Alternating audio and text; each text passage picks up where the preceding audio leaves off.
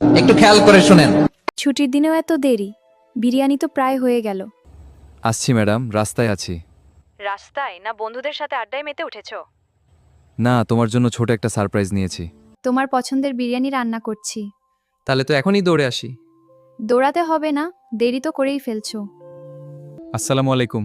Sorry, আমার ঘরের রানী। কেমন এত দেরি করে সরি বললে হবে?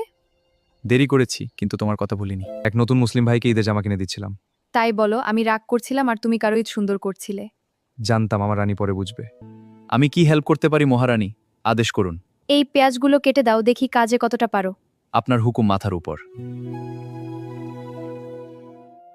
বলো তো, বিরিয়ানি কেমন হয়েছে? সত্যি বলি, অসম্ভব মজা হয়েছে আমার বাবু বলে কথা। থাক, আর ফার্ম দিতে হবে না, এবার খাও। এই নাও তোমার প্রিয় কমলার জুস। সারপ্রাইজ এটা? না, আজ শুধুই তোমার সাথে গল্প করব আর রোমাঞ্চ করব। আমাকে সবসময় এমন ভালোবাসবে কেমন, প্লিজ? সব সময় চিজ জীবনের জন্য ভালোবাসি তোমায় আমার পাগলি। কথা রাখবে তো? ইনশাল্লাহ, শেষ নিঃশ্বাস পর্যন্ত।